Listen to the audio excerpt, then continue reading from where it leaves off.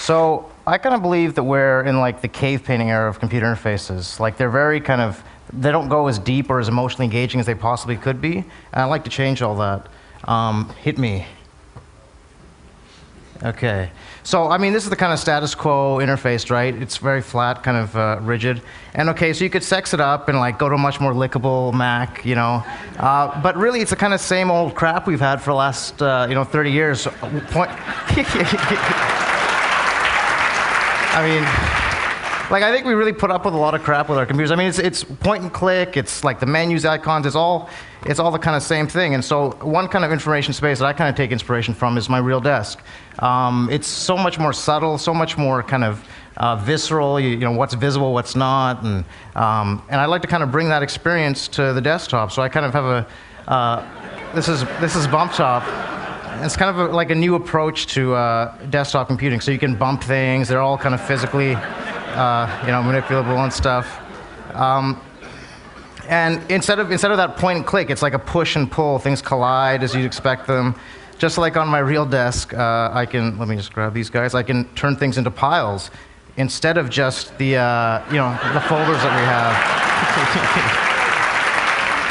And once things are in a pile, I can browse them by throwing them to a grid, or flip through them like a book, or I can lay them out like a deck of cards. When they're laid out, I can pull things to new locations, or delete things, or just quickly sort a whole pile, just immediately, right? And then it's all kind of smoothly animated instead of these sort of jarring changes you see in today's interfaces. Also, if I want to add something to a pile, well, how do I do that? I just toss it to the pile and it's added right to the top in this kind of nice way. Also, some of the stuff we can do is for these individual icons. We thought, how can we kind of play with the idea of icon and push that further? And one of the things I can do is make it bigger if I want to kind of emphasize it and make it more important. But what's really cool is that since there's a kind of physics simulation running under this, it's actually heavier. So the lighter stuff doesn't really move. But I throw it at the lighter guys, right? So it's cute, but it's also like a subtle channel of conveying information, right? This is heavy, so it feels more important. So it's kind of cool. Despite computers everywhere, paper really hasn't disappeared because it has a lot of, I think, valuable properties. And some of those we wanted to kind of transfer to the icons in our system. And so one of the things you can do to our icons, just like paper, is crease them and fold them, just like paper to remember, something for later. Or if you want to be destructive, you can just crumple it up and toss it to the corner.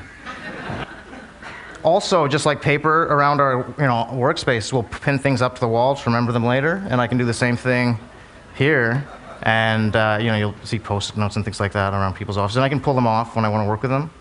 So one of the criticisms of this kind of approach to organization is that my real desk is really messy. I don't want that mess on my computer. So one thing we have for that is kind of like a grid-aligned kind of.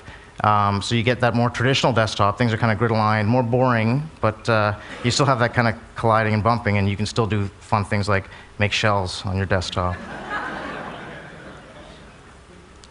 Let's just break this shelf. Okay, that shelf broke.